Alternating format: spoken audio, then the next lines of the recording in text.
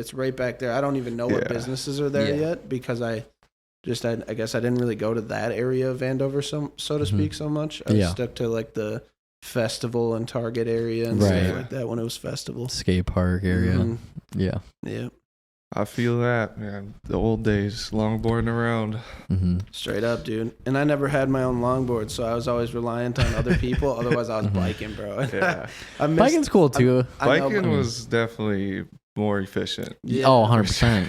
But I feel like there was just some sort of aesthetic to having a longboard and riding the longboard in Andover, you know? Like, it just seemed like that was what people did, was they longboarded, went to Bunker. Yeah, exactly. I was just going to say, we had Bunker Beach, so, like, that was the thing to do. I mean, I don't know how, I wish I could keep account of, like, how many hours I've spent in Bunker. Like, just whether that was longboarding, frolfing, or even, like, when I was super young, you go pull up to Bunker Beach to go, like, hit on females and stuff like that. Yeah.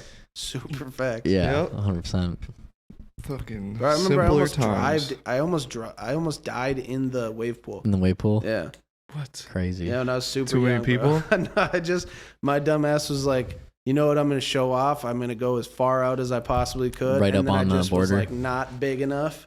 I wasn't old enough, not big enough, not good enough at swimming yet to where I could be out there. So all of a sudden the waves hit. And then there was some guy around me that grabbed my shirt and pulled me up because I was one of those self-conscious dudes that always wore a shirt. Yeah. So this dude grabs my shirt, pulls me up, and throws me back into the more shallower water. I was like, shout out my man. Right. Shout out the unnamed man real. at Bunker Beach. Saved your life. Still here today. Facts. Intro. I suppose.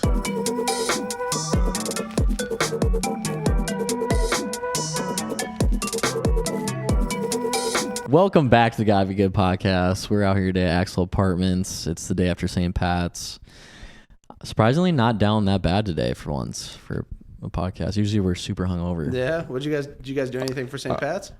Nah, not me. He was grinding.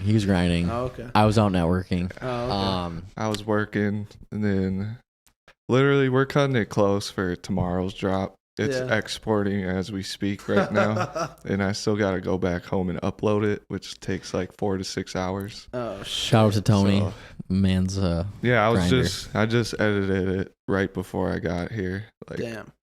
Couldn't. I know I texted you early as hell this morning. You were already up, so I was like... I was up at like I surprisingly was up pretty early too, and I didn't go to bed till like 4 or 5 a.m. Yeah.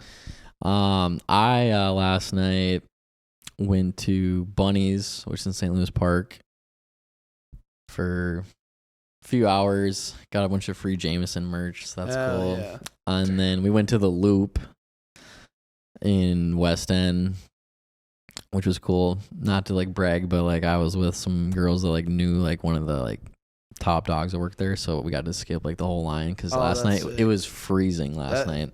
And that place is usually super packed on the Loop. It was pretty packed, but not like how it normally. I feel like everyone migrates to St. Paul during St. Pat's. Yeah. Or yeah, like, I you know, suppose. somewhere in Minneapolis. We attempted to go to our DTC last night and the Rhino, but someone in our group like left their phone in the Uber, and there's this horrible deal. Oh, tragic. We'll get into that later. Yeah, I was just about to say I got FOMO, but not no more. Well, the thing was, like, shout out to you know who you are. You lost your phone, but you probably saved me a lot of money because I was ready to go throw some money at some females. 100%. Shout out DTC and Rhino. Yeah, But I was watching all the snaps and stuff. It was fun. Fuck. It was fun. It was just like me and like 4 girls for the longest time. Then Chad came along. But more important news, we got Tandy on the podcast today. Hello. Thanks for coming down, bro. Hell yeah, man. Really Thanks for having appreciate me. Thanks for having me. Yes, sir. Been trying to do this for a while. We just kept everything kept not lining up, and We're adults and we got lives, and Heard that. you know it's hard to make time sometimes. So Oh, yeah. I completely understand it. And you're a fucking dad. oh so, yeah, that's you know. the big thing, bro. Is trying to manage everything around that, Mhm. you know, because I can't manage that around everything. So it's Yeah. For the rest of your life, you gotta like be worried about someone else like at all times. So I yeah, get it. Yeah. I understand as well. Like, it's definitely nice to at least get the communication between, as well. Just as if you got something going on, let us know. We'll work with you. Yeah. I mean, we're not necessarily doing it for us. Right. It's more for you guys, honestly. Yeah, pretty much. It's content. It's hanging out, getting your story out there more. Yeah. And just if you're having a bad day, let us know. You don't want to pull up. You don't got to pull up, but just let us know. Talk to us. Right. We're not gonna bite you. We'll just stuff some booze down your throat. Yeah. Which will just make the sadness prolonged, but yeah, or like even just I can be a therapist too, man. Just come on, talk. We can go back and forth about how much we cry. I don't do that, but so did you grow up in Blaine your whole life then? So I started in Ham Lake, bro. So I was born and raised in Ham Lake, and then when I was young, I bounced around a bit, and then ended up, long story short, moved into my grandparents' house, which had like 13 people living in that house at the same time, which, it's not all family. All family. So, it's not exactly ideal, but, we made it work. I went to Blaine High School though. So I had that connection of Blaine High School, but I also, like, all my cousins were my best friends, bro. Yeah, so it's like, same. I just happened to, migrate into Andover and fit in with Andover kids more. And then, because I did that, then all of a sudden I'm in Anoka. So I bounced around. I was, close with people from all over the cities, but I went to Blaine High School, and then I didn't like Blaine High School. So I went to STEP. I don't know. I went to STEP too. Yeah, I did that full time. My third try senior year, I went full time STEP, and I only had 2 classes. So I went to school for about 3 hours a day. That's crazy. I literally left STEP full time my senior year. Third trimester, I went back to Blaine High School. Just so say what's up. Yeah, because what's up, homies? It's about to end. Yeah. Why not go hang out with my friends while I got time, I guess? Yeah, no, I mean, I went to Andover most of my life, but then I actually, senior year, we moved to Coon Rapids, and I could have still went to Andover, but honestly, never really loved it there. Shout out to all the day ones, though. I'm not hating on any of you guys. You know who you are. Yeah. But I've never really loved Andover at all. So went to Coon Rapids. It was fun, like being the new kid and stuff. And then, but I'd also go to STEP halfway through the day, and then third try, I didn't go to Coon Rapids at all. I just went to STEP. So it's kind of fun being the new guy sometimes too. Yeah, dude, it's pretty dope. I hated it. You hated STEP? I hated being the new guy. Oh. I went to Crossroads. Oh, okay. I went there on purpose, not because I was a bad child, because I hated Andover.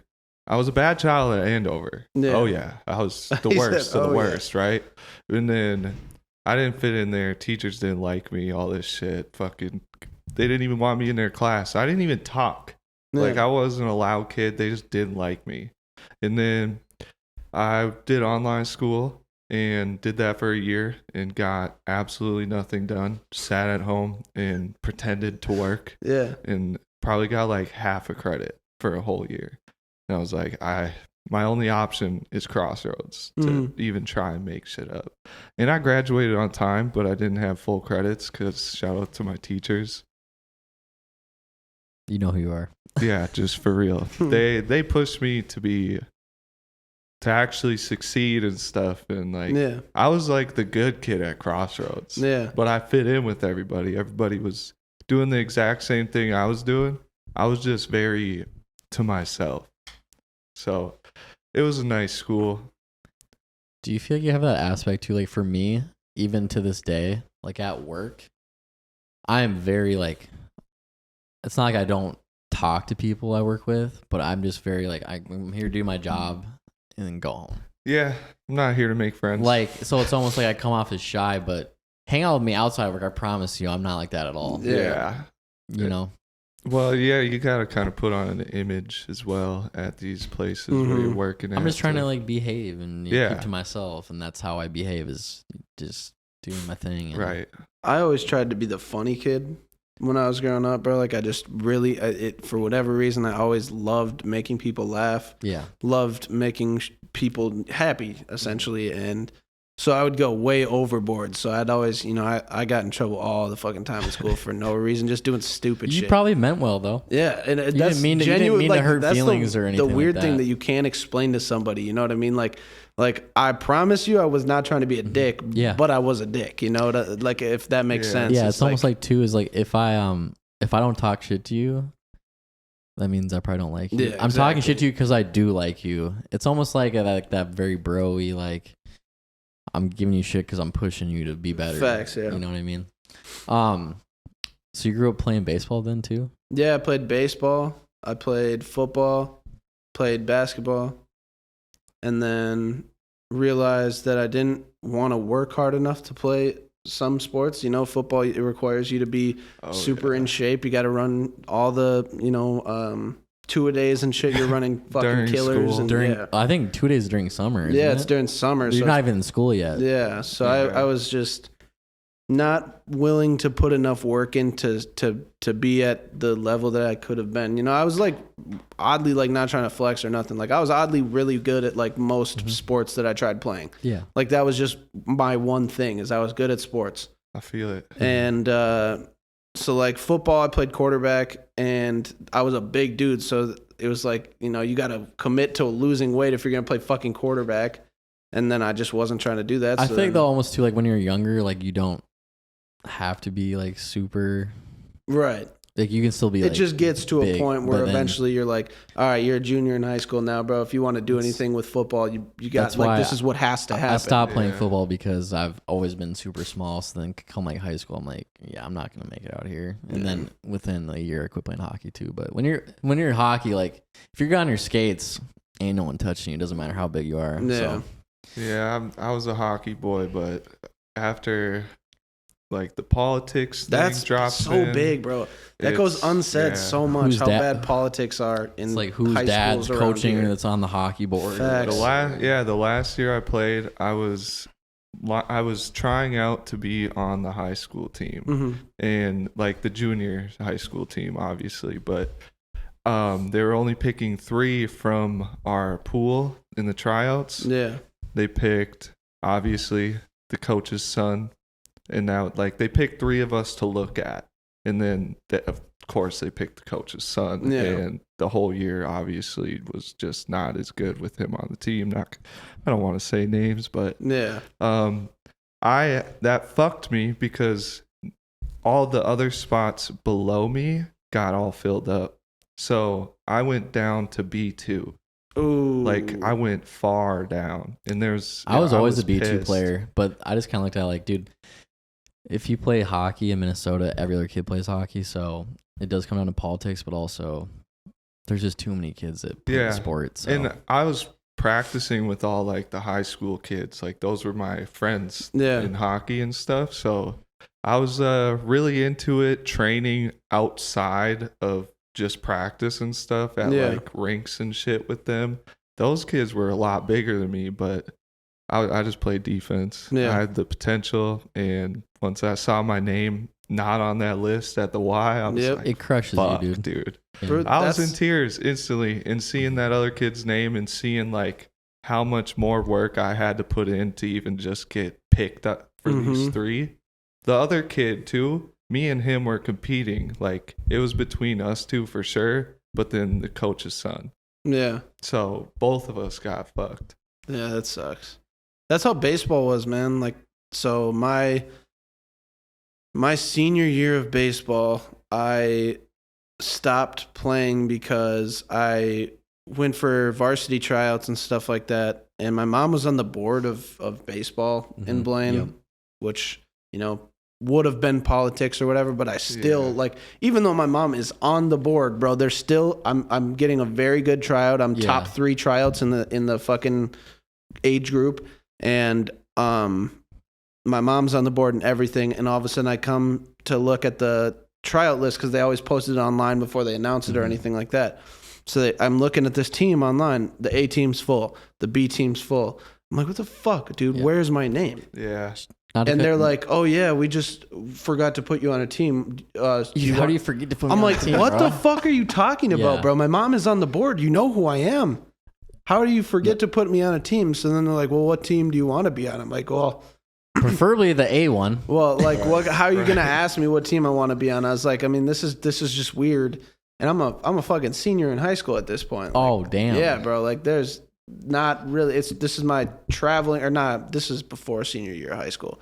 This is my last year of traveling, and then I stopped playing traveling, and then played for the high school for a little bit. But this is like when I stopped wanting to really try for baseball, because I have a really good tryout, and then all of a sudden I don't make any team, and they're like, "Oh yeah, we forgot to put you on a team." So, what the fuck you mean? Just curious. Do you know what your mom like did for the board? Like, was she like the gambling manager or anything like that? Well, so my mom was like she was just one of the board members of the MYAS or whatever, or Blaine. I'm just really curious because my mom actually was on the hockey board too, just because she was the gambling manager. Remember when before Willie's it was Tanner's? Yeah. So she sold pull tabs and she's the gambling manager for Tanner's and Pappy's in Andover, and half of the money we got from pull tabs went to like youth hockey. Yeah. So she was on the board, but I never got any special treatment at all. I mean, I was a B2 player most of the years. Yeah. So that's crazy. So it is politics, but it's almost more of like what even your parent does on the board, if they'll get you farther. I don't think my parents were ever on the board. I totally forgot about the board thing. Yeah. And at the YMCA for hockey, all the names. They have a meeting like every month. Yeah, straight up.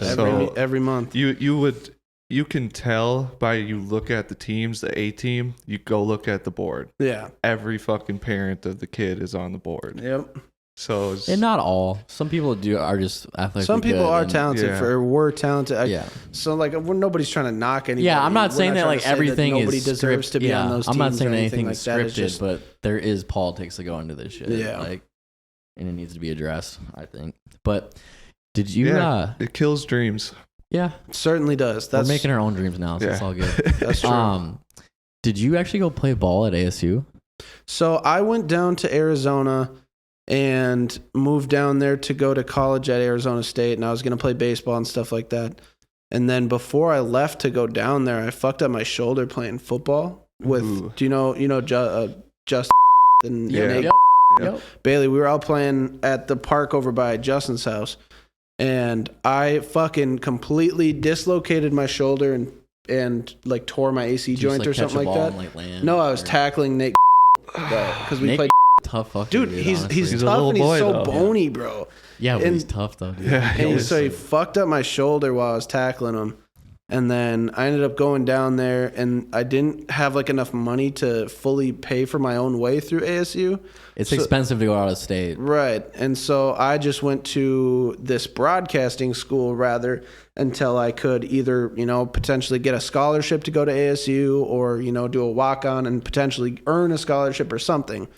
So I'm doing this broadcasting school down there, and I'm doing this stuff. It was Alpha Pacific Institute is what the college was called. And because you said too, you wanted to be like a sports broadcaster. Yeah, I wanted to be like Scott Van Pelt. Yep. Like if you watch that, like I wanted to be doing that. Yeah. Like so I was going to broadcasting school to do that type of shit, and working on trying to get my shoulder better so I could go play baseball and stuff like that. And then while I was down there, I just it wasn't it. Like I got super depressed. Like I had no friends. I lived with my mom's best friend down there and her husband or boyfriend or whatever. So like I had nobody, bro. So I'm just down in Arizona by myself. Have no job, no school, or like school online. So doesn't even matter how nice the weather is. Yeah, it's still like I don't know anyone. So right, what am I going to go do? If you're not going to school or you don't have a job, that's where you meet a lot of people. So. Right. My school's online, and I'm not working. So it's like, what am I going to do, bro? Like I can go and I can go sit at a bowling alley and bowl some games because there's a bowling alley by me, or I could sit at the pool. Yeah. And this was like how many years ago? That was. Fuck, dude. It's about to be... Like right out of high school? Yeah, straight out of high school. So we graduated in 2014. Yep. In middle of June 2014, I moved down to Arizona. And this was kind of more of a time when social media wasn't what it is today, too. So it was kind of harder to even just go on just find people around right the now. area. Nowadays, if you move somewhere else and you have Facebook or you have something like that, you could literally just find 1 million people that you're friends with based Hinge. on where you live. Hinge, something. Yeah, there's like 18 dating apps now. Facebook's got one. Up. So it's definitely. I could see where the complications come into play there. Yeah, I was just curious too. My little brother goes to ASU. We're gonna go down in April and visit and say what's up. We're doing a little gotta be good vacation. That's sweet, dude. That's awesome. So let's dive into some music here. But first of all, I like your hoodie. Thank you, man. We need more of that. Got it online. Nice. Me too, bro. Me too. I feel it. I got this for free at the bar. I don't know why. Like as a human being, I feel like a lot of times when somebody like compliments my clothing of some sort, I immediately like my mind's like, explain where the fuck you got it from. Like, well, just so like you can let them know, because if they like it, they probably want something similar to it. So you want to let them know. Give a shout out. Yeah. Shout outs are important, people. Yeah. I got a weird idea of that too. When people compliment my clothes, I instantly go to, well, I didn't make it. So like I'm saying thank you for somebody else's clothes. So I feel weird about it. Yeah. But so right now you're rocking with Rock Solid Music Group. Yep. You put out a music video. Yep. And you dropped another single before that. Yep. So when did like, you said something about Facebook way back in the day, just writing notes with Dylan and stuff. And when did you actually start taking this serious? So so back like probably close to 10 years ago, me and Bailey or Polo, he lived with his ex, now ex, and he had a studio down in the basement, and we always, kind of freestyled or whatever, wrote our notes and stuff like that. And he's like, bro, you want to try, recording something? I'm like, fuck, I don't know, bro. I don't know, man. But your cousin, your best friend's doing it. Yeah, exactly. So I was like, fuck it, let's do it. And I think the first time I went, bro, I got too anxious because we had smoked before, and I didn't really smoke all that much, but I smoked some. And so we smoked. I got super anxious, and we're just sitting there, and I was like, I was sitting on the chair, like literally, pushing myself back to fit into it, like uncomfortable as fuck. He's telling me to record, and I'm like, like didn't really know how to use my voice or anything like that. And then, got a little bit better, but then I started dating my son's mom and put all that on the back burner because I was like, she's got 3 kids, already had 3 kids. I'm getting to be like, now maybe I just shouldn't do this shit. And then I had my son, and then me and my son's mom broke up about 6 months after he was born. And the following day, I went to a studio with Polo, and we made this song, my first song I ever put out, Tuned In. We made that one the day after my son's mom left. And at that point, I was just kind of like, it's, music's still dope, but Jelani reached out to me, talked about the music group. I went and did a show with them, and then I was like, all right, bro, I want it. This is dope. Fucking on, this is dude. super dope. Yeah. Yeah, dude, hopping on the mic for the first time is the most intimidating thing. Oh, yeah, dude. I've only done it once at this kid's crib. I'm intrigued to hear it. I want to hear that so bad. I don't know if you I don't got even it. remember you ever hopping on the mic. That's one weird. time. Was it in Minneapolis? Nope. It was at your parents' crib back when you had the studio in your closet, and you had like the built-in like. It was a closet, and then also there was a a different room where you go and record. I got a 9x9 closet. Mm-hmm. I built a 4x4 box in that closet with like actual walls and stuff and a door, and then I put a screen with the mic so you could see the computer and stuff. I had the wireless keyboard in there too, so when I was recording I could go in there and do my own. Yeah. But then people would come over and I'd be on the outside while they're recording and shit. Yeah. And they could see what I'm doing and stuff. It was pretty sick. That's dope. Yeah. But that's a long time ago. Remember? That was like when I just really started getting heavy into music and started buying equipment. It was sick. But you don't remember? I think it was me, you, Ty, and even fucking Malik's bitch ass was there too. I can remember. I had about 4 or 5 lines. I can remember the moment. About that's it. Ciroc sipping, bitches tipping. I don't even know. Love that. See, yeah, Love that. This is what I had no idea what I was doing either. Like I still but got. the studio was sick. Though. Yeah, it was like you knew what you were doing. It was a vibe. It was a vibe for sure. Like that's dope. It was the fucking cave, dude. It felt great. The cave. I like that. But even your room now is still like a fucking lab. But now I transferred. So now my closet is my bedroom, and the big area is like the lab. So sick. I got too much stuff now. It's it's definitely came a long way. Upgraded everything, computer, mics. I got a little processor as well and stuff, and that shit. I need that for my voice, for me to get what I want out of my voice. Yeah, you create a very original like style of music. I've never heard anything that I can comparably put, and be like. A lot of times you can be like, all right, well, this guy sounds like Kid Laroi, this guy sounds like Juice WRLD, this guy sounds like Eminem. But like there's not anybody that I can like think like. It's crazy when you can't compare it. Yeah, and that's like the coolest thing about music. I get that from my one question when I do show people music is like, can you tell me who I sound like? And I've only had one person be able to say something, and they're like, a little bit of hippie sabotage. That's it. Ooh, I love hippie sabotage. And I'm like, I kind of feel what you're saying, but not fully. It's just like, and even too, I think it's a combination of you might not even sound like them, but just like your aesthetic and your vibe. I suppose. You know what I mean? So there's a little bit of both the sound and just the vibe you put out. Yeah, because there's pieces of music. So like on Tuesday nights, I also do a music review live stream that we do every single Tuesday night, starting at like 6 or 7 p.m. Where we just have people submit music, and then we give like feedback on like what we think, because that's like the one thing as an artist, bro, that I struggle with more than anything is like getting people to legitimately tell me how they feel about my songs.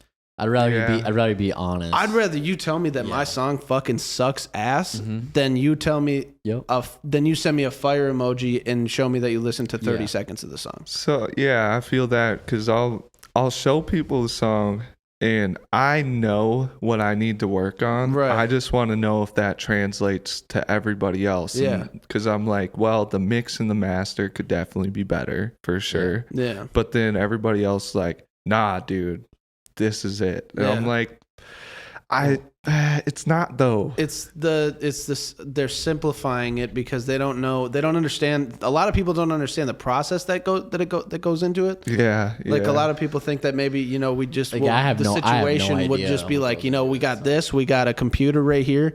And I'm rapping into this, and then whatever goes on there, you trim it up a little bit and then you put it out. Nobody understands that there's, different layers that you have to put on. Yeah. There's different effects that you have to put on your vocals. There's different leveling you have to do. There's, there's all kinds of shit that goes into it and stuff like that. And there's a lot of stuff that you can learn doing that. And, so that's like the hardest thing about like understanding why people don't exactly give you the feedback that you want. Taking like, comments too. It's like, I feel the exact same way. I'd rather you tell me my podcast is trash and I sound like an idiot and point out my flaws, even though it's gonna sting, but it's gonna better me. Yeah, if I just think that I'm doing a great job, and everybody's just telling me I'm gonna get comfortable, and I'm not gonna actually work to be better at what I'm doing. Exactly. Yeah. So I'm gonna get comfortable being mediocre, and then I'm gonna be okay with not making any money doing what I'm doing for the rest of my life. And you gotta change too. So like that's why I think comments are very important, whether they're negative or positive. Absolutely. Yeah, there's definitely a lot of things that I see about myself, but other people might not see it the same way. Yeah. So for somebody to just comment on a video that we have and just be like, even if it's bad, because I know I'm not a fucking perfect person. I do bad shit sometimes, but not intentionally. It's just, I want to become better, but if I don't know that what I'm doing is bad, how am I supposed to get better? Exactly. Like I feel bad for all the first, the whole first season and then like the first 3 YouTube videos. I feel they weren't terrible, but I feel like I'm not to where I am now, and I feel like if we were to rerun them, they go way better. Sometimes the cool thing about that is it shows your growth. You know what I mean? 100%. Like, because there's songs on my SoundCloud right now that you could go find that like I made with Lanky and Rosie and the guys back in the day and shit. Rosie. That they're trash fucking songs, but I'm gonna leave them there because you know what? There's people that are gonna like them. That's what I was and there's gonna be people that are like, dude, this dude 10 years ago was making this kind of music, and like it's all like it just shows the progression and that you are getting better as time goes on. You know what I mean? I was gonna say this too is like with like fans and stuff like that. There might be some people that love your old shit, dude. Like, but you're just progressing, so you're so far past that, and you're like, oh, I can't even listen to that. The weird thing is, bro, I'm usually past songs before I even put them out. Like I was sitting on consistency for about a year. That shit's fire. I listened to that a couple times. Thank you, brother. I appreciate it, man. I sent that to Trev. Bro, and I was like, yo, I think that this would be like a perfect record for you to be on. It's like your vibe. It's right up your avenue. It's like a clean song, that's what I've not all my music will be clean, but I like to have some clean songs because it gives you a chance. I feel like Barely Trev's a little bit cleaner. Yeah. Too, so I wouldn't send him a song that I was like, yeah, fuck this shit, bitch ass. Cunt. Stuff like, like right. I wouldn't send him something like that. And that's like the big thing is like, there's so many artists in the state, in the world, and everywhere, you know what I mean? So it's like you have to do something that sets yourself apart from everybody else. And that's going back and touching on what we were saying about you with your like not being able to distinctively put a label or like a comparable artist next to your name. Yeah. It's like that's kind of cool because there's 100 Little Pumps, there's 100 Juice WRLDs, Drake's, Eminem's, Little Peeps, Travis Scott. That's a big one. Exactly. There's so many Travis Scotts, and so it's like when you have something that you like, that's one thing that I pride myself on is I genuinely like. I listen to my songs. There's not one person that I've never had somebody tell me like, bro, you sound like this guy. I think that's kind of what I liked about it the most is when I listened to it, it sounded all new. Yeah, like I wasn't like. Which nowadays is hard to do. Yeah. People are making music for fucking thousands of years. It's hard to do, but it's like once you get out of your head, sometimes what could also be a factor for me is listening to certain music too long and then going to the studio and being like, they just made a banger. Yeah. I need to copy that or translate it into my own. And then now I'm making something that I wouldn't originally make. Right. Because I know that one's a poppin' one. So in your head, you're probably thinking, if I put this in the studio, obviously everybody's going to like it. And it doesn't really work the best that way because you don't get the best image of yourself. Yeah, you're taking away from yourself because you're not giving your own originality, your own footprint on the world. Yeah. Because that's what really anybody that does music, obviously it's cool to be able to make money and get, do all the cool shit that comes from making music. But like one of the biggest things for me is it's my own way of leaving a footprint on the world. You know what I'm saying? Like I 100% agree. I posted a status yesterday because it was something that like really had been sitting in my head. I posted on Facebook and I was like, what is your, when life's all said and done, what do you want your legacy to be? Bad bitches. It's a good question. I'm just kidding. Like genuinely speaking, like if you look at your life and what do you want people to remember you for? What do you want to be your legacy? Helping people out and fucking promoting people, dude. Like I'm not, so it's funny because like, like you two like make music and shit like that. Mm-hmm. I don't at all. So, but I'm a huge fan. So whatever I can do to promote somebody or retweet or whatever, like I'm all for that. Yeah, I mean, I want to promote shit. That's cool as fuck. Yeah. I don't know, like I didn't even really, like I guess my legacy and like a lot of what I was seeing on that post, like response wise, was like, oh my kids, that my kids know this, and it's like, I want my legacy. I love my son. Right. Obviously, you can't take that away. But my legacy as a person is to, is that as well as that I'm this person. I want this out of everybody, and I want this for everybody. Well, still at the end of the day, like you got a kid, but you're also still I'm also still me as well as a dad. You know what I mean? 100%. I like the way you're looking at it, because if you're looking at it from the first perspective, that where like people are like, oh my kids, my kids. Their kid isn't going to be able to live their own legacy based on their parents trying to live their life through their kids. Exactly. They need to. It's kind of controversial opinion of mine, but I don't believe your kids should make you who you are after you have them. You should still continue and let your kid become. If I have a kid, I want him to be he or she be their own person as well. Yeah. And I think there's a lot of things to where like the kid becomes pressured into doing things. Like if you played a sport, you're going to automatically want your kid to become a professional in the sport you didn't become a professional especially if you're good at it. Like, crazy hockey dad shit. Yeah, which like it's understandable, but your kid is not you. Right. So as much as you want them to be, you just gotta allow people to like grow in their own ways, and especially your child, support them in that way. And yes, like that, touching on what you're saying, like you see a lot of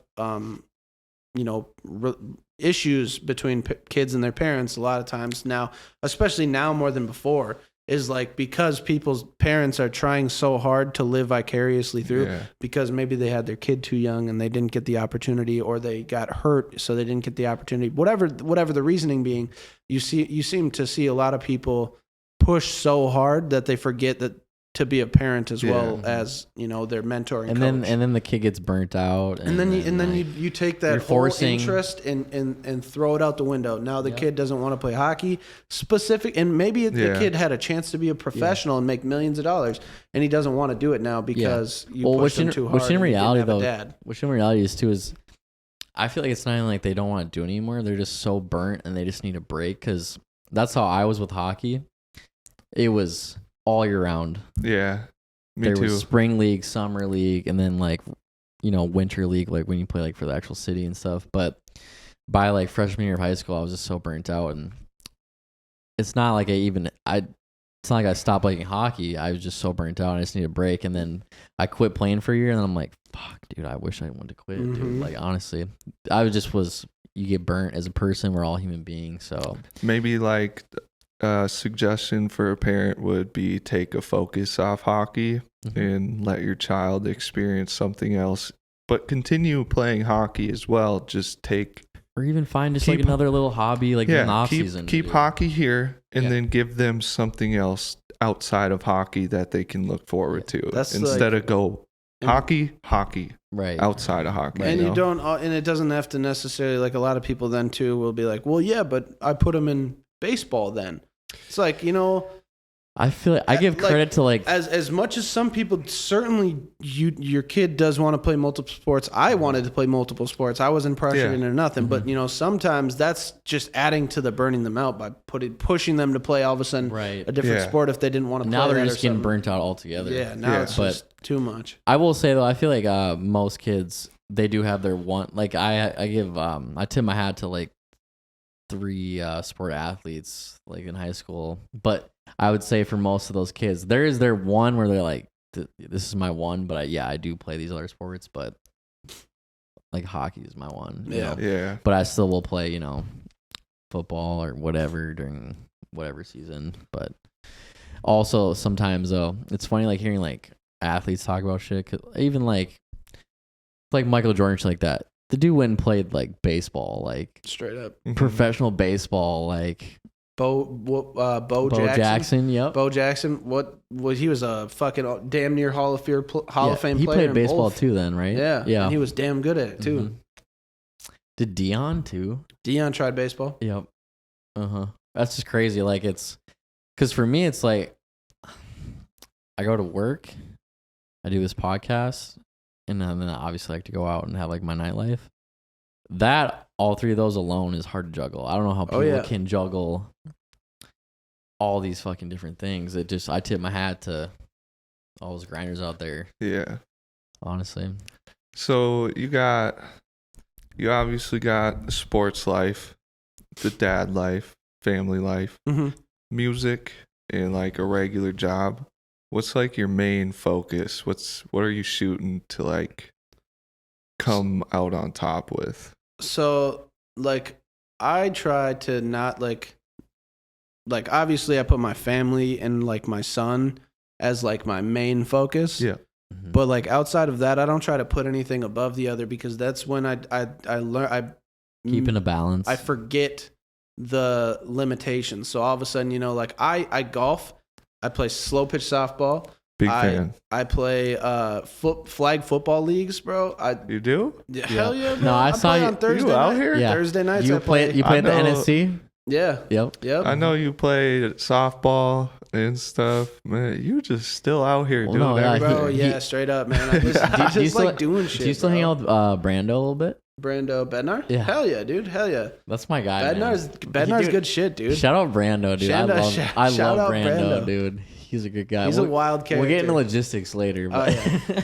He's but yeah, I play so like I said, I play flag football, play softball, play golf. But like then I do, so like I keep everything separate, you know?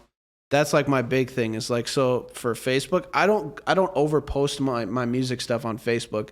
I don't post my kid on Facebook. Yeah. I don't post, if I'm in a relationship, I don't post them on Facebook, because it's like on Facebook, I have friends that are from music. I have friends that are from softball. I have friends that are from golf. I have friends that are from old jobs, you know? So it's like, I have such a weird collection of friends on there where I got like 4,500 people on there or some shit. I didn't even think about it like that either, because you do see a lot of people that they're spoken for, but you don't see their significant other like on any social medias. But it's also like some people don't want to do a personal and a business because it's a lot of fucking work, dude. Yeah, to be honest, I have a lot of sense. A Tandy Facebook page, and I think the last time I posted on there was when I dropped like my third song that I ever made.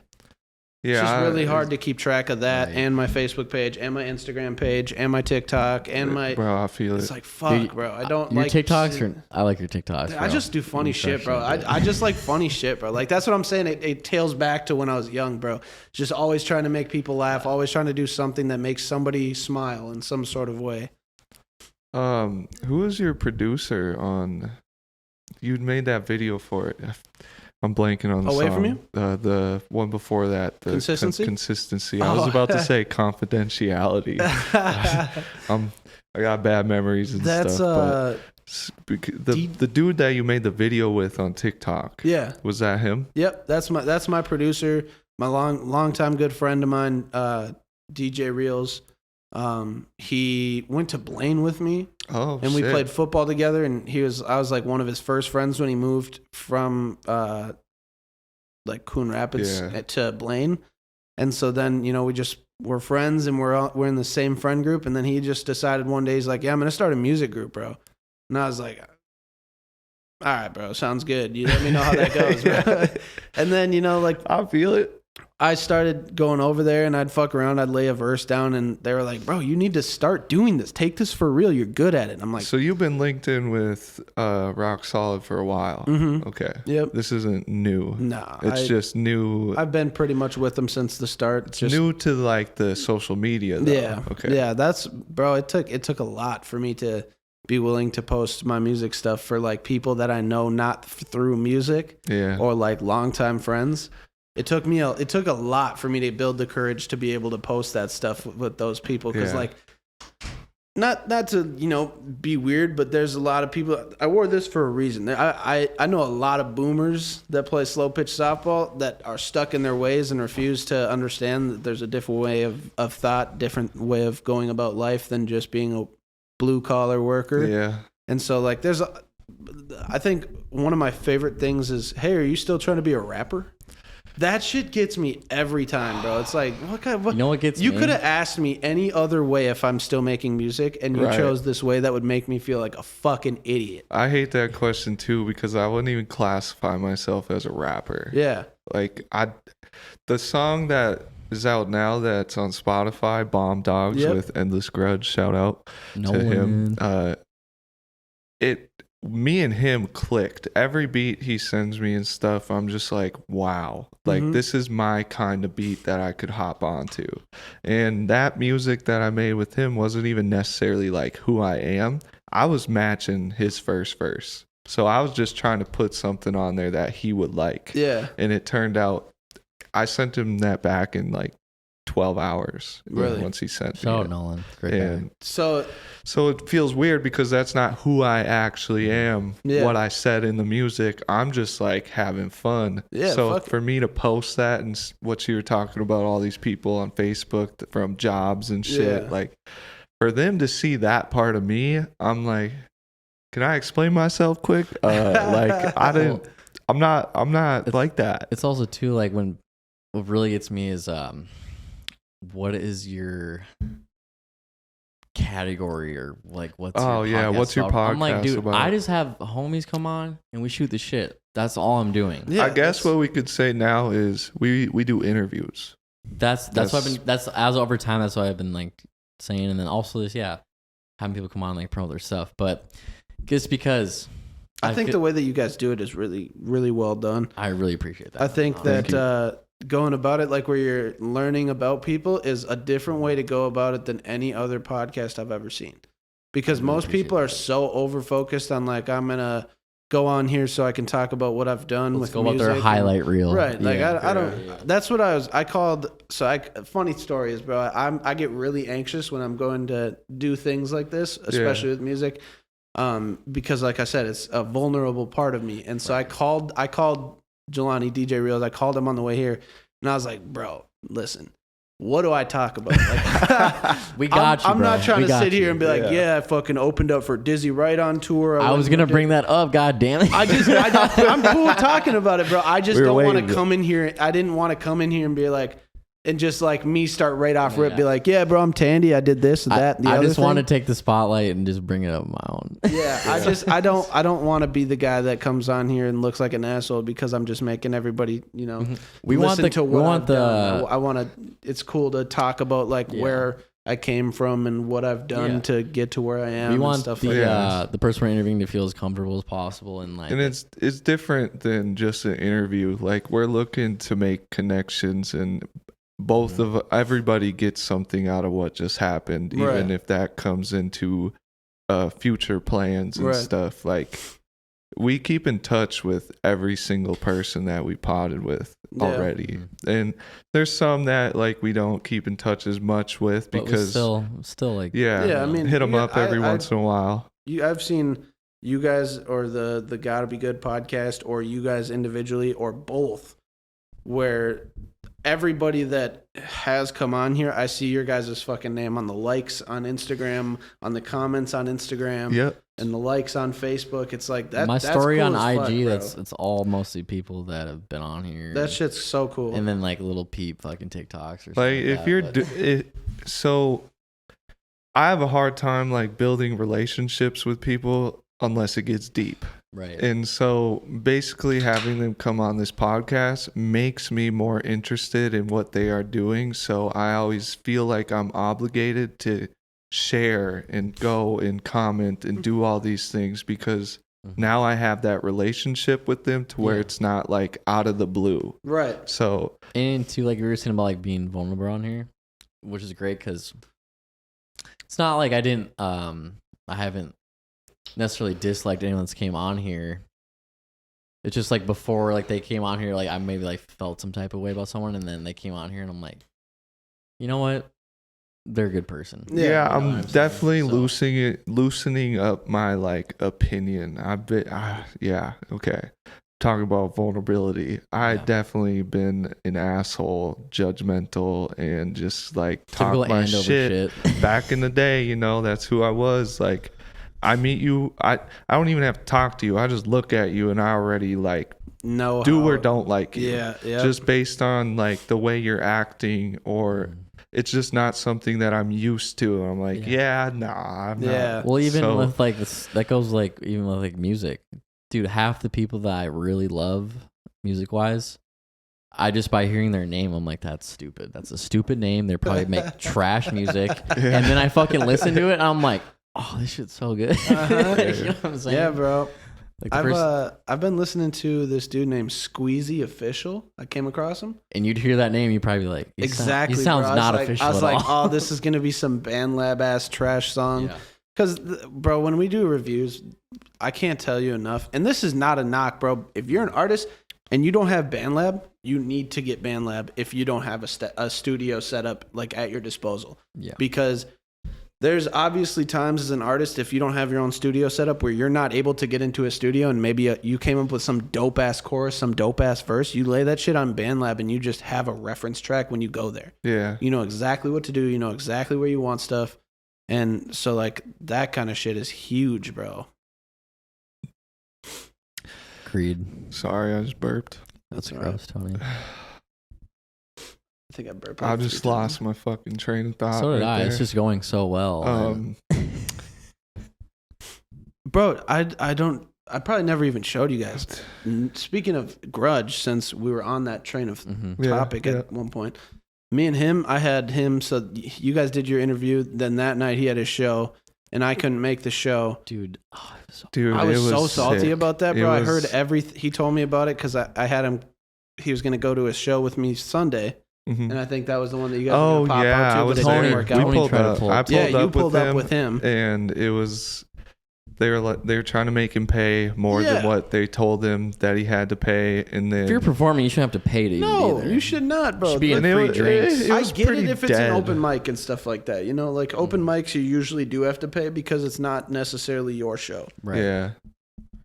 But And- it was just a bad situation. Like, he saw the promoter look at him while this whole ordeal was going down, and then we were just like, let's just get out of here. Yeah. Yeah. And that's kind of sometimes like the unfortunate thing about music, bro, is like you don't know everybody, so you don't know how everybody is. So Yeah. like there's people that like I've met through music that are people that I probably wouldn't really hang out with outside of music. And so that's a big reason as to why I don't share all of my life, Right. personal life Yeah. and stuff like that. But so that is essentially where I'm going with that, is like those kind of people are what I've met at those kind of shows. And so like I don't really do open mics anymore because I know that my music isn't something that most of those shows are more either drill music or trap music and stuff like that. And I make like more harmonic, like I feel it. It's more lively. softer music like It's that like more with some like- energy and yeah. stuff like that. But Lyrical. I'm not going to go to a show in Chicago for the most part with my music and expect everybody there to fuck with me, because that's not what music I make. It's almost like too, like when I go to a show and like dude, openers are a lot more important than we think, because dude, I've found some amazing artists that open for big artists and they're not even like on the same genre, but it's so good. You know what I mean? And then I'm like, who the fuck is this? You know? I actually had somebody reach out to me after I opened up for Kamiyata and Ouija Mac. Somebody that is just this dude who did not look like he would be a fan of me and my music. You know, he was very grunge, very into the like mosh pit rap music. Yeah. And so he hit me up and he's like, bro, I just want to let you know that I've downloaded every single song that you have made now because of when you came and opened for Ouija Mac. I was a huge fan. I love your music. Thank you. And I was like, bro, that's the coolest fucking thing, because I'm nothing like Ouija Mac. Sometimes it just be like that though. Like even like, you know, I just think music wise, I'm all over this spectrum when it comes to music. I can get down with most things. I can even get down with country, bro, when I'm on a boat on a summer day. If you looked at my music playlist on Apple Music, bro, I got everything from jazz, Frank Sinatra, to country, Morgan Wallen. Yeah. So shout out Morgan Wallen. Yeah, He's bro. killing it. It's I got a whole. I listen to everything, bro, and that's why my music range is like I got a song on SoundCloud that's pop rock. Like I like music, and I like if I can come up with some sort of melody, I'll go on fucking any beat. It doesn't matter if it's a country beat. It doesn't matter if it's a trap beat, a drill beat. I don't give a shit as long as I can.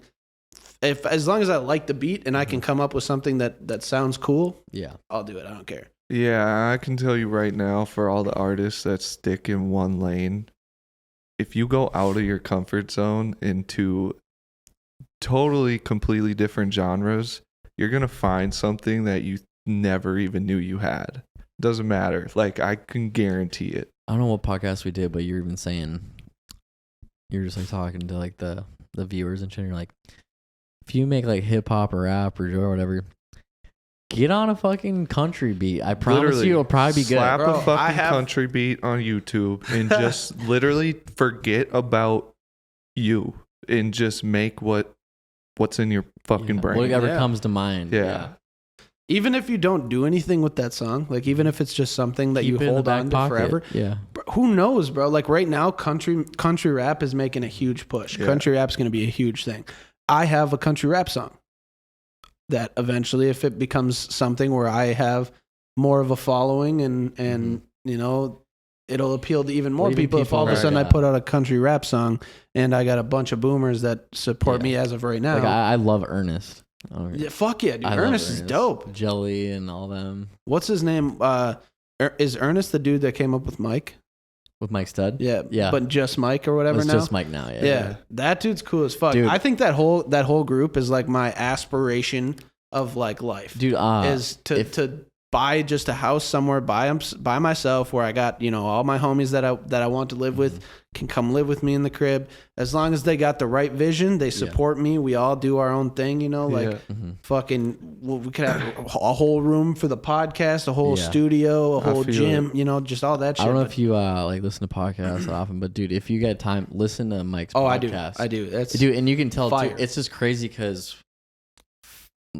originally Mike Stud just came off as very like, I went to Duke and played baseball. Shallow. And I'm a rapper and I get all these bitches and like, dude, nowadays he's on a whole nother fucking that's way. What I'm saying, bro. He took some time to himself and he's spiritually awoken, dude. Right. Like he's on a way better path. But like back in the day though, like in high school, and I was listening to him, like that was the thing too. Like these days and I love that song. This feeling.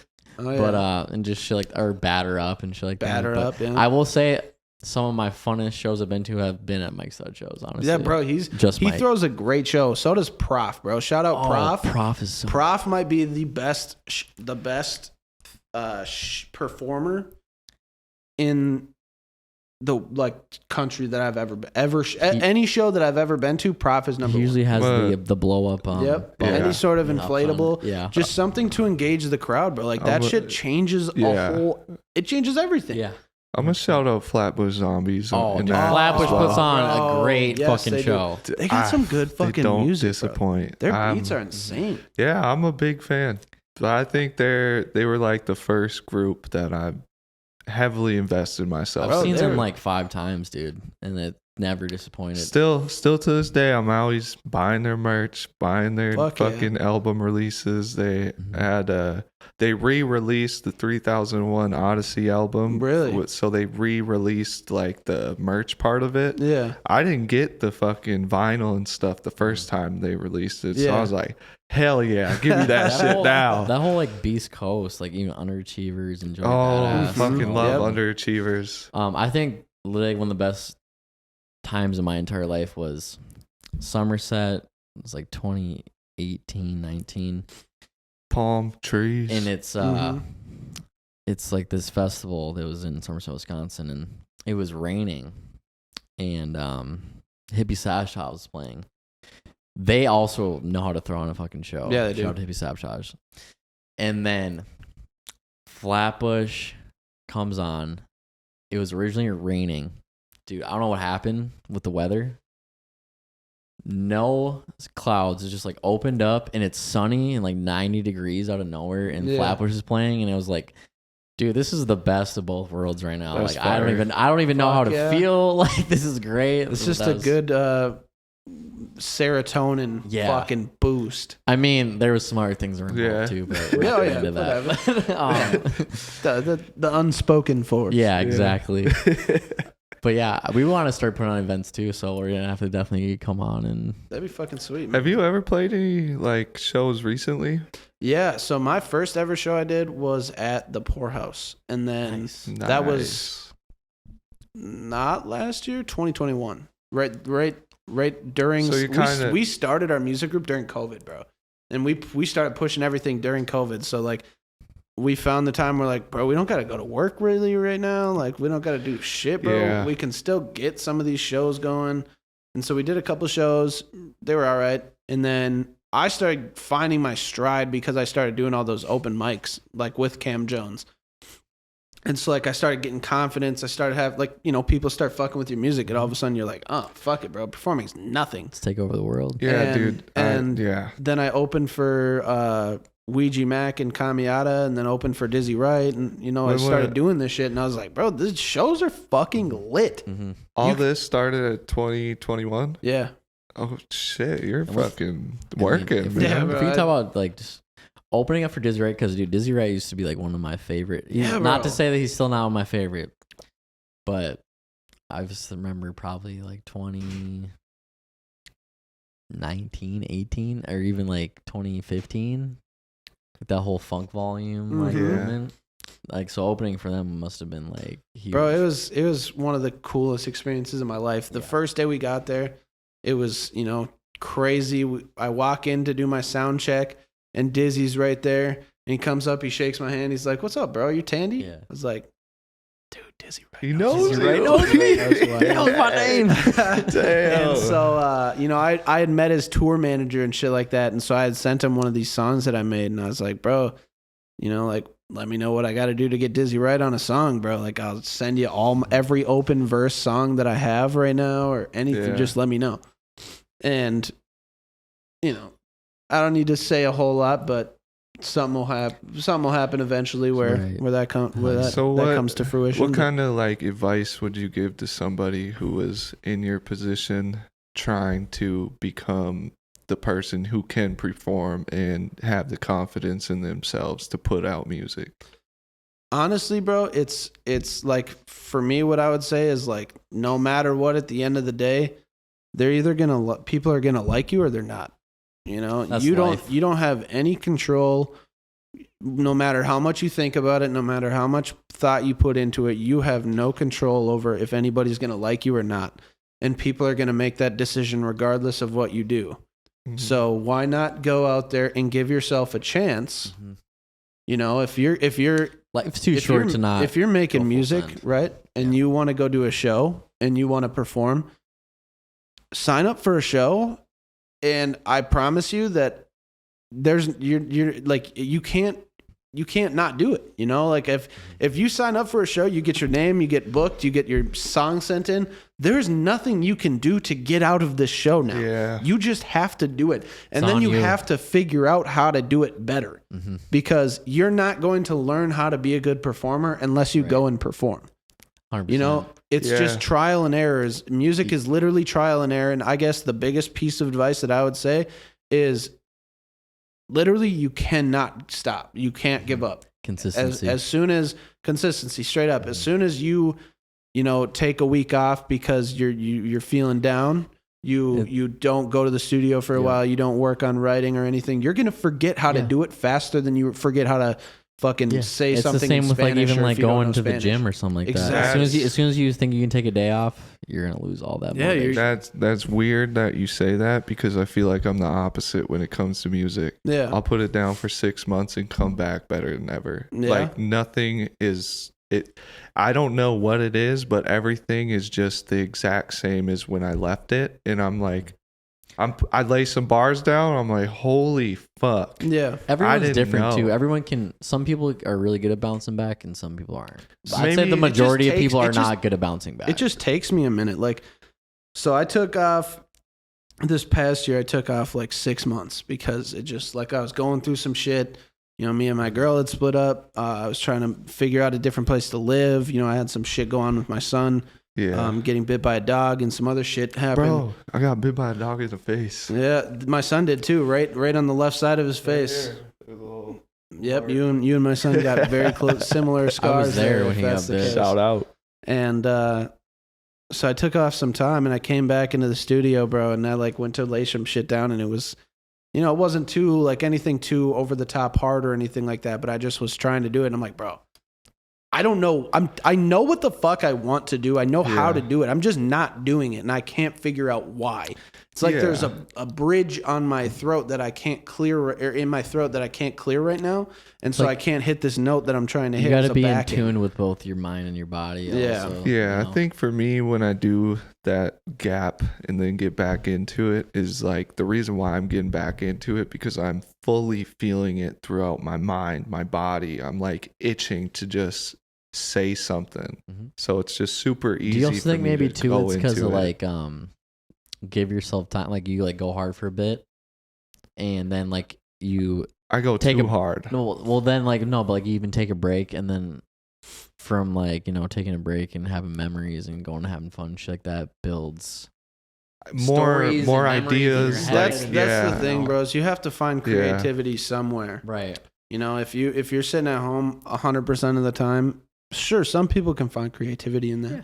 I have to go and I have to experience life for a while and you know, start feeling some things again, because you know, otherwise you just start writing the same song with different words. Yep. Yeah. You know, and I don't want to ever feel like, I don't want anybody to ever listen to my music and be like, you know what, bro, like this dude just talks about the same fucking thing all the time. Yeah, I feel that. Like I'm very in my head when it comes to repetitiveness and stuff, but I'll reuse lyrics, but they're for all songs that I haven't put out yet. Yeah. So I mean, that's when you're doing that, it's fine, because you know, it's not like you're taking a chorus of this song and throwing it in a verse of this song. No, and it's then literally throwing them both out. I will take one line and even rewrite it and put it into a new song, but like sometimes it just sounds better. You hear a beat and you're like, bro, that chorus that I put on that song, that it was all right, that chorus would slap on this beat, bro. When I made Legacy, which is my biggest streams and everything wise, Legacy is my biggest song, plus it's the most meaningful song to me because it's about, you know, my son and my legacy and whatever. When I made that song, the chorus of that song on that beat was supposed to be a completely different thing. It was supposed to be just a turn-up song. And then all of a sudden I was like, you know what, bro? All of a sudden I'm like, damn. You know, I started thinking about my kid and shit, and I'm like, it'd be kind of cool to make a song with my, all of a sudden I go this way, and then it turns out to be one of my favorite songs I've ever made, and I got fucking close to 200 songs between all my songs that are out and my songs that are unreleased. I have close to 200 that are done and ready to roll. I have committed for the last 2 years of my life, bro. Every Tuesday, I go to the studio, and we're there for anywhere from 3 hours to 6 hours, just literally doing studio shit. And it's probably nice too, because like with like collaborators and shit like that. So like you have 200 songs, and you might meet someone cool that sounds or similar, or not even similar, like you, but like, and then you just show them your, you know, some unreleased shit, and they're like, dude, let me hop on this, bro. I've like collabed with more artists from around here or not from around here than most people I know. Yeah. Polo works with a lot of people too, and so I'll give him his flowers on that. I certainly know that dude works with a lot of people too. I was just gonna ask too, how is it to, because like you were saying earlier, how your cousins are like kind of your best friends. I'm the same way. I'm very close with my cousins, especially like on my mom's side, 100%. What's it like to have a relative that's like, you know, in the same game? And bro, honestly, it's like, it makes it so much better for me, because it's like I have somebody that genuinely knows what they're talking about, and what you're going through, and knows what I'm going through, understands the struggles of writing or finding, you know, the right vibe or anything like that. It's somebody that, you know, we give each other feedback. Like we'll send songs and be like, what do you think? And then it's somebody on top of that. Like there's a lot of times where I'll have a song ready to go. I just don't have a second verse for it, and I don't know how to start a second verse. So I'm like, you know what, bro? That's my favorite thing about collabing with people. Is like, bro, I could find somebody. I've been working with this dude named Octavius a lot. Sounds right. He was on the song that I just dropped with the video, that Away From You song. He's on that. Shout out to Octavius. Did you post a TikTok about that one? I did, and then we posted a whole music video for it that DJ Real shot himself. It was his first ever music video that he shot by himself. You know, it's pretty good for an in-house production and everything like that. But I've been working with him a lot, And the cool thing is, like, he's helped me develop, like, everybody that I work with helps me develop a little bit. Yeah. We got Xavier, or XAVEIR, because the E's before the I.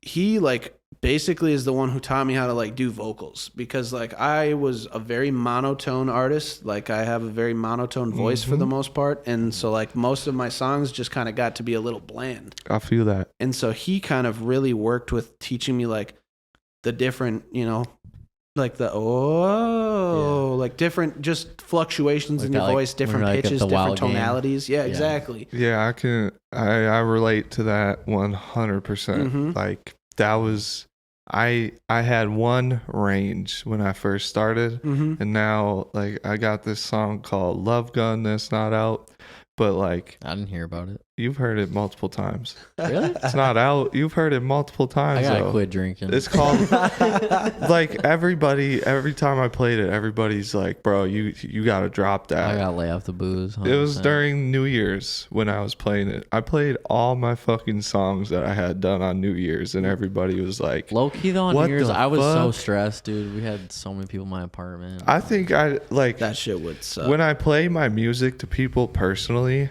I get more confidence in, like, putting it out to the world. Yeah. But their understanding what work was put into it, and, like, it's not perfect and stuff, but they're all, like, hyped about it and shit, and they come back the next day asking about it, like, bro, play that song. And I'm like, for real? But that was the first song where I feel like my vocals started becoming a different range, because the whole first part is just very soft, but I go up and down to, like, mad to, like, soft, and just it got me hooked. Now I don't like it, obviously, because I listened to it so many fucking times, but I can show you it after this. Fuck yeah, dude. And my vocal range was crazy. I want I'll show you that song I did with Grudge too. You did? He came to the studio. When? That's when I was telling you that story that Saturday. So Sunday we were supposed to do that show, and then it didn't work out. And then Tuesday I was like, bro, you want to just slide to the studio? We could. Do you actually have a studio you go to? Yeah. Where's that at? So it's right in St. Anthony, which is it's like fucking 10 minutes maximum from here. Yeah. Not bad. It's we converted the whole downstairs into a whole studio. The whole, like, it's got the lights on the ceiling. Bro, like, let me pull up. Anytime you want, bro, feel free to pull up. I go every single Tuesday. I'm not kidding you. I was just telling him, for the last 2 years, I have committed every single Tuesday. I think I've missed like 3 or 4 weeks. Yeah. Every single Tuesday night, from whether it's sometimes 4 p.m., sometimes I get there at 7. We're there all night until sometimes. Dude, I would love to just 5, come 6 and, a.m. like, sit Fucking on. any Tuesday that you want. I don't Come this to, Tuesday. I don't even if have you to be don't on got the shit going stream. on. I just want to, like, sit, because, like, you know, like, I like to promote shit. Yeah, I bro. feel like streaming shit. And you guys are listening to new people's music. I would love just to even come and just hang out. Come rock like, the podcast jersey and shit and hang out, bro. Fire. I would love to. You guys can come hang out. We'll have you guys for the special guests on the review this Tuesday. If you guys don't got shit going on, you can come give feedback on some music and hang out. And I do a studio session after, just hang out, whatever. I'm down. Bro. Yeah, I've never, like, I'm always in my room. Like, features, everything, it's all done in my room. Yeah. Everything. So I've never, besides, like, way back in the day before I started, I've never been to, like, a studio except with BC Polo. Oh, okay. And we were at the Red Sea. I went there with him, just sat in while he was recording. I got too fucked up, but it happens. But I wasn't even, like, making music like that seriously at this point. I didn't yeah. have the confidence in what I was doing because, you know, rappers know that they're rappers, and I would rap, but I didn't classify myself as a rapper. Right. So I didn't feel like I fit in to even go to a studio until I feel like that's still to this day sometimes, because, you know, I'm certainly, if you look at me, your first thought wouldn't be like, oh, that dude makes music. You know, like, I don't. Oh, you got the nose ring, you got the pony. So I got the nose ring and some tattoos. Maybe you'll give you that. But, like, if you know me, right? If you know me, you have a conversation with me. I don't come off as like I'm a artist or anything of the sort. I hate addressing it. Exactly. Like, I say I kind of make music, I and make people music are like, sometimes. no, you make music. And I'm like, Yeah, but it's for me. Well, You know? even like at my day job, so like people have like heard like I host podcasts and people bring it up and I'm like, yeah, I do, but like, yeah, like, you know what I mean? It's It's like it's a different world. Yeah, where I work and stuff like that, and it's more personal. That's what I'm saying about the music shit, bro. It's like vulnerable.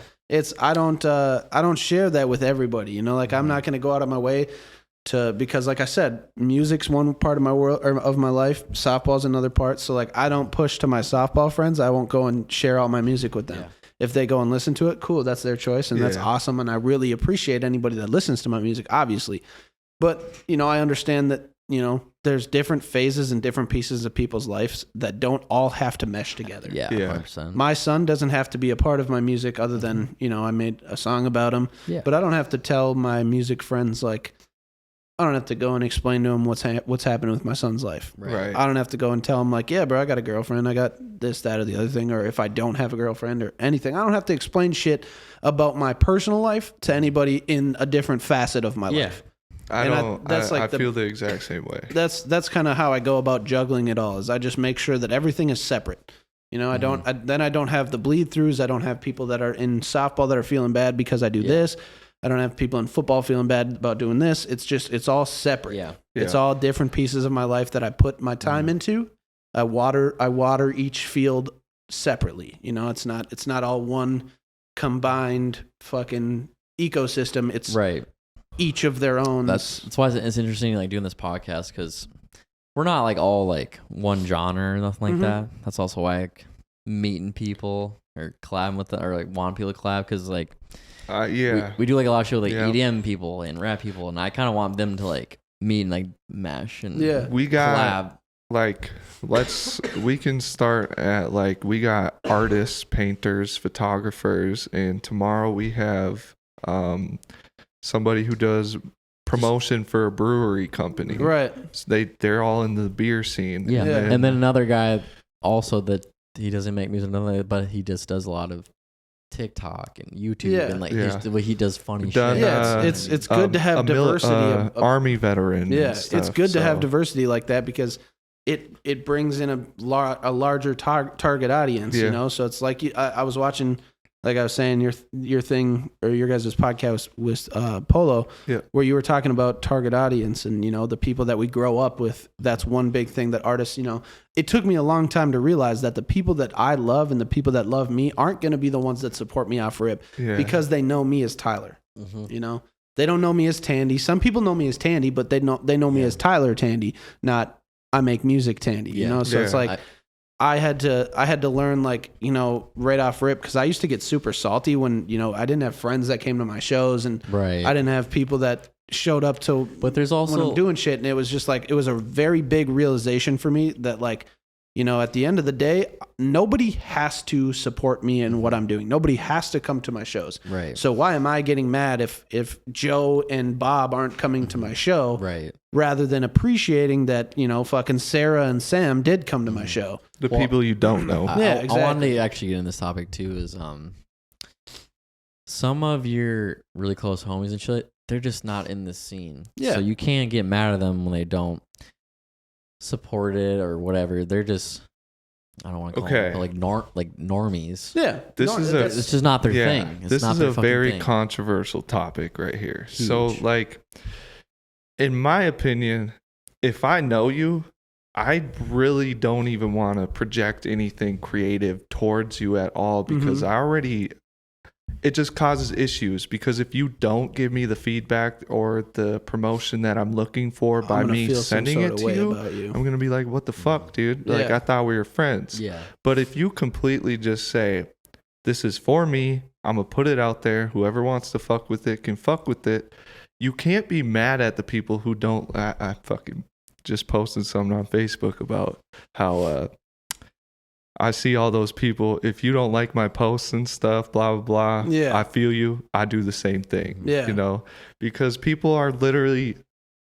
might be seeing your fucking post and listening to see your song at this point. Yeah. But they're at work. They got shit to do. Yeah, they might be able to like it or something, but they can't listen to it. Right, exactly. Shit happens. Like, but if you go outside of your friend group those people who actually want to listen to it are the people you should be appreciating, not 100%. the people within your circle.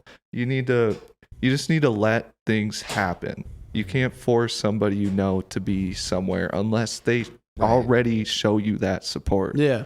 And it's don't be mad at anybody for not giving you what you think you should get. Well, it's kind of with like Tony's, like he had all this equipment. I wanted to start a podcast for a while. Yeah. And I told him I did. He had also equipment, and he's kind of like, I'm giving you, here's the opportunity, but you got to be like full send into it. Oh yeah, I was very very kind of strict about that. I was like, just so you know, I have so many other things going on too. If you really want to do this, continue to hit me up. Like continue, just keep it coming. And we actually originally tried to do it like a year or two ago, but it was in a long relationship, and it's just like go to work and in the relationship, life. That's about it. So shout out to Tony, 100%. But that's my guy. Shout out to him too, because you guys push each other to do it. Like it took us. I think I've talked about it on the audio pods, but it took us roughly like a year, almost 2 years, to actually sit down and be like, we're doing it. But it was 3 months would go by, and I'd message him, and I'm like, I need 3 more months. Just that's it. Like that was the extent. That was the whole conversation. Is just like, I need more time. And then he'd hit me back and be like, you know what? I feel that we can do it at this time. Let's talk about it then. And then we wouldn't even talk to each other for like 3 months. I was like, I hate you. It wasn't even like that. I was just on a different wave, you know, like he'd be partying, going out and stuff, or being with his girlfriend at the time. And I'd be at home making music on YouTube, perfecting my craft, going to work all the fucking time, weekends and stuff, to hopefully get this what it is right now up. And it worked. Yeah. So it's just the consistency with the other person as well. Like, just because I'm not putting in the work that you think I should be putting in for you doesn't mean you shouldn't be hitting me up with the same, like the reciprocal of that. Right. And then to backtrack a little bit too is the big question I want to ask. When you start like making music and stuff like that, did you like have some people that you kind of had fallouts with because this just isn't their scene, and they don't feel like you're spending enough time with them? Not so much like the not spending time with them. I had a lot of people that when I first started making music and like first went public, that like I was making music, because like he was saying, I was in the same boat where it took me like a long time to actually be like, you know what, I'm gonna fucking do this, bro. Yeah. Like I'm actually make music, I'm actually put it out. And so like when that actually hit, when that time came, it was like all of a sudden I had some people that came out of the woodworks that were like talking about like, oh yeah, I don't really know you like I thought I did, so I don't think that you're really my vibe or something like that. And it's like, you know, I fucking certainly don't hate on that. Yeah. At least you're honest with me, bro.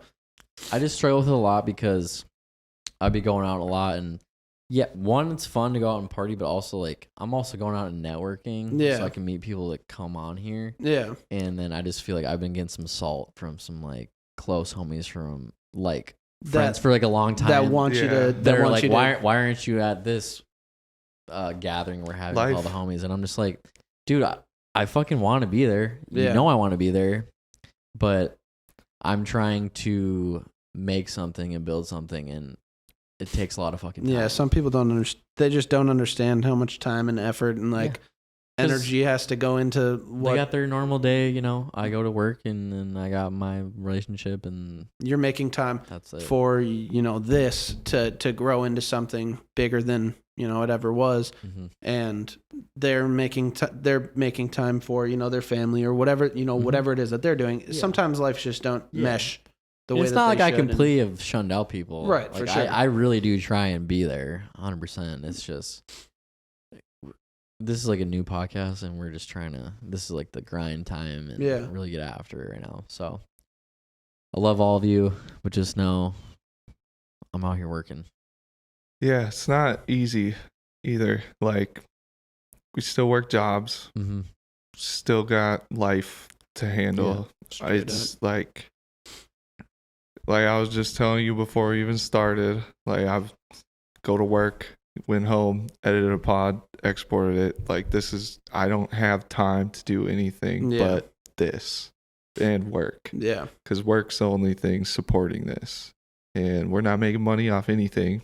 Right. Exactly. And so it's really just about how dedicated we are, and that could translate to any craft. And like I think the money will come depending on how much confidence you have in yourself as well. Keep pushing it. Keep it's pushing. Still like super new though too. Is like I'm not even looking to like make money yet. Honestly, the nice thing about Spotify is Spotify now is pushing podcasts as like one of their biggest things. Right. So like they're pushing podcasts to new accounts and stuff like that, rather than like more than they're pushing music to new accounts. Now I read a whole bunch into that shit. But you can't monetize on Spotify unless you get a contract with them. That's true. But I mean, you have to get extension from your podcast. Like them pushing your podcast and stuff like that is going to only do nothing but benefit you in the long run, because then you're going to get that offer of here, let's work up a contract or something like that, because you now have hundreds of people that are tuning into thousands of people that are tuning into every single podcast. Yeah. The first year that I made music, bro, the first like whole year, I made $12. I made $0. And my man. Yeah. So, I mean, it was double digits. It was like, it took a lot, like, cause that's $12 that isn't positive. That's just $12 of money that was brought in by my music. Yeah. And so it's like, and you probably worked your ass off. I worked my ass off, bro. So that you think about that, every single Tuesday for that year, I'm in the studio for 5 to 8 hours. $12. There's 52 weeks in a year. That's 52 times 5 hours at minimum. Yeah. 52 times 5 is a lot of hours. You break $12 down into each one of those hours, bro. I'm making sense. Right. For all the work that I'm doing. I mean, the goal is though to keep grinding. Yeah. And because eventually, one day, it could pop. You never know. It might pop off. Yeah, I mean, like, we're doing pretty good as far as like jersey sales, but that's all word of mouth. And it's all like mostly close homies. You guys have your own website too, right? Now we do. I just put it up last weekend. Push your website so hard. I just put it up. More than you push people listening to your podcast, push people to your website, because it builds up an email list for you, right? Yeah. Because people are signing up and then they're giving you your email information. And then by the time that you get all of that and then you send out like, hey, we just dropped this podcast, you then have this list of people that immediately get a notification that you put this out because you guys built up this email list through your website. Yeah. That's like the biggest piece of advice that I would give to anybody starting up that gets a website is push your fucking website a bunch. For sure. Because it helps you build this, like I said, an email list. And then this email list is like a notification list to where when I drop music, I have a list of people that are getting a notification in their emails, whether people check it or not is, whatever. But I have a list of people that are getting a notification saying, hey, Tandy just dropped this song. Some shit. Listen to it with this link. And it's that easy rather than having nobody. And then I'm just going and being like, hey, bro, will you please listen to my song? Right. I'm just getting fucking drained over here. Like, not to be like cocky or anything about anything, but like, I do the equipment management. I am the social media manager. I'm doing the merch. I'm doing literally everything that you see is what I'm running. The Instagram, TikTok, posting. I'm editing the videos. I'm doing the clips, the promo clips, the talking to people, setting up interviews. He's doing a lot more of that now. And it helps a lot to where it feels great where he can just text me and be like, we have an interview this day. And I'm like, fucking lit. I've taken a lot more initiative lately. That's huge, bro. Because I do feel really bad. What you're saying about the website, though, I just took on a new thing. Is like I just built the website. Yeah. I just put up this stuff, but I also have to order the fucking merch. I got hats online, and I just got. I should have a mock-up of them this weekend, but so it's some like hats.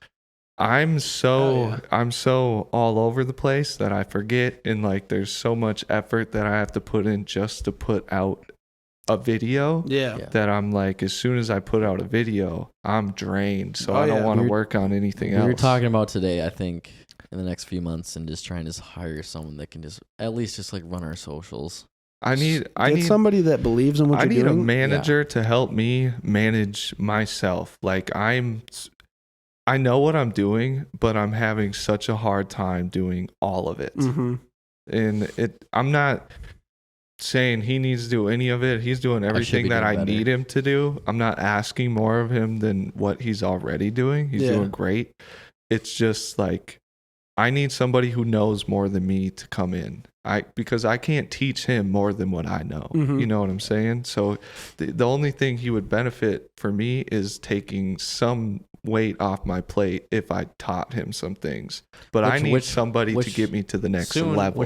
Soon, like, we can start, But I'm not I'm not asking him to do anything besides what he's already doing. He's doing everything that I expected him to do. Yeah. So I need a team. You need somebody team. Like behind the scenes, somebody that's not, one of you two that, you're the networking guy, you're the, everything else guy. You need somebody that can take some of what you both are doing and take that on themselves. And like you said, too, someone that like actually believes in it. Yeah, and because for it. You can't just necessarily go out there, because anybody will come and help you and do what they're going to do if you offer to pay them. But when you don't have, all the money coming in, it's tough to be like, all right, I'm going to pay somebody to do all this. And then, because we had this talk with our music group about potentially bringing in a videographer to our group, right? But we had to pay him monthly. And, it just, like, we don't, like, I'm not making enough money to where I can dish out an extra $500 to somebody every single month, bro. Like, I'm not making shit. And so, like, trying to tell me that doing a little bit of extra videos that for promotion and shit like that, like content, you can't tell me that a little bit extra content that I'm getting is gonna be worth $500 every single month. We've two different people. We've tried to bring a third person on for the past couple months, and it's just not gone well. Really? So, but I just think that the dynamic and building from nothing, which is like, when you just have two people that start something, it's really hard to fucking bring another person on. Here, like, to give more context to that, I'm very, I feel the dream of like having your boys come on and like everybody building up together. So I see all these podcasts and like interviews of all their boys sitting down like, yeah, we've been doing this for years, right? So I'm trying to bring my own people on that I know, and it's just been downhill. Yeah. Like, it was uphill for a little bit, but then as soon as things don't go exactly what they thought I could give them, even though I try to be as transparent as possible when, like, this is what I'm building, this is my thing. You can be allowed to be in it, but you need to be able to give me something in return, even though I can't give you anything in return. Yeah. And that's the hardest part, is they have an image in their head. Even though we're friends, I can't give them the image that they wanted from me. Right. Based on just, it almost feels like nobody's being honest with themselves either. They just see the dream, they see what's going on, and they want to be a part of it because they want what comes from the potential good things, you know what I mean? Like, they see that there's a lot of money to be made in podcasts and stuff like that, but they don't really understand that it takes extra time, extra work, extra dedication to get to that point, because not everybody, unless you do what we're doing, nobody understands the roller coaster of life that this shit puts you on. Yeah. There might be a week where your fucking mental health is at its absolute lowest because, you had nobody. Like, I just put out that Away From You song, and I was feeling pretty down about myself after the first couple of days because my streams and shit were down. And eventually, it just, picked. Like, during that time, it was a really hard time for me because I'm like, fuck, bro, I'm not going the right way. Now I'm just starting to kind of go downhill a little bit, and it just, you gotta persevere through that and keep fucking going. So, like, I think with him, he, like, when I do get in those moments, I text him, like, instantly. I'm like, yo, just so you know, I'm in a bad headspace right now. I don't feel like doing any of this. I don't feel like posting on Instagram, but like he'll know about it instantly as soon as I'm like on the down. And when he's set on something, it's very fucking hard to get him out of it. Mm-hmm. When Tony's not having a good time, it is very fucking hard because I'm the exact same. I'm very much like that type of person. When someone's not having fun, I will sit there and drill you until you have fun. Not in a gay way. But you know what I'm saying? Like I'll just sit there and poke at you until like you. It don't work for me. It doesnn't work with Tony, dude. You can't like. I have a hard time changing plans. Like I guess I'm diagnosed bipolar, depression, ADHD, all this stuff, you know, and it's not BPD. An easy life. BPD shout out. It's not an easy life, you know, like right. So like once we schedule something and we have a set time, if the time changes within 24 hours, I'm like, wow, just like, well, dude, even on Friday, like 30 minutes, like because we were like on a time crunch, we had to shoot a podcast and then go to the event, and literally 30 minutes delayed was like a huge ordeal. Oh yeah, for me, like because I'm like. I have a hard time being flexible. So even today, we got here 5-10 minutes late, and watching me set this shit up, I'm just like I'm dialed in, and I'm like trying to get it done as soon as possible so I can relax before you get here. Yeah. I don't like doing it while people are here. I feel like I'm on a clock. Yeah, I mean, it's been a great pod. I could do this all day. Before we wrap it up, do you want to like you do any shout outs? You got any events coming up or anything like that? Or shit, man, just dropping a whole bunch of music. We got a show April 9th at New Amsterdam Bar. And then we got a show coming in May or June at First Ave. We'll pop out at least one of those. Fuck for yeah. sure. And also is it Tuesdays? Tune in Tuesdays. Yeah, it's. I want to come to one of those Tune in too, Tuesdays. 100%. It's feel free. Like I said, bro, if you don't got shit going on this Tuesday, slide with me. I was just about to say, tune in on Tuesday. Yep. And do the music reviews. We're trying to do something like that too. Music merch reviews. Yeah, on the dude. pod for like 5-10 minutes. I think if you did some music reviews on the pod, we're doing a. You can never have enough people doing music review, and that's the cool thing about it. Because like I said, you don't have enough people that. Do you guys charge to have somebody like submit their music? No. So what we do is we just let anybody that wants to submit music. We post the email on like a backdrop because we have it all set up through the computer, and so there's a backdrop that is on the screen that we type in the email to submit your music to. And then we have options where if people are in a rush, like if you come in and you got 10 minutes of time, right? Okay. And you want your shit played ASAP, you send us $5. If you want to skip people, if we get a bunch of people that send $5 and you don't want to wait for those people, you send $10, you're ahead of them. You know, it's just like it gives you the option, but at the same time, nobody has to fucking pay shit. Yeah. We can sit there all night and take free submissions because I just like doing that shit. But some people are in a rush, so some people are like, I just want to play it now, get it over with, or they're like, I'm tired of hearing what's been played, and I want to, whatever. So it's. I think tomorrow we're doing like our first like review / interview. We're doing a beer review tomorrow. Yeah, I'm fucking amped. That's sick. That's super dope. Yeah, shout out Invictus Brewery. I'm pumped for that. Well, thanks for having me on, guys. Yeah, dude. Hell yeah. Yeah, I mean, if you want to throw any ads or like shout out the music group, just kind of tell people where they could find you and stuff. Hell yeah. I'm Tandy again. You can find me on most platforms, TXN, the MXN. Tan the Man was taken, so I just changed the A's to X's. But yeah, TXN the Man. Or Rock Solid Music on all platforms as well. That's our music group. So either way, feel free to tap in anytime. Hell perfect. Yeah, but check out those Tuesday music reviews as well. Yeah. Shout out to Gotta Be Good. Thanks. My man. Gotta Be Good.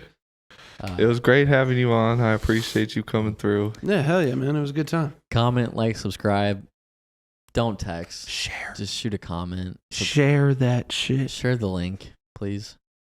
If you want to. Like, we're not begging, but we're just begging. Even if you don't want to. I'm not a Gotta Be Good guy, so I'll tell you straight up, share the fucking shit. My man.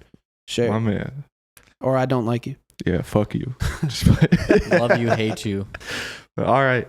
Tune in next time. We got more shit coming, events, merch, the website's up, more guests, people that you guys want, fucking put them in the comments. Mm-hmm. Let us know who you guys want on, and we'll try our best to get them on. I feel like we're getting gooder. I hope so. That's the whole point. That's the whole point.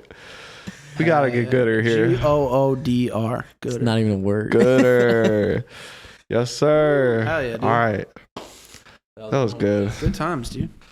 Yeah, we can run. Perfect timing, man. I got a leak again.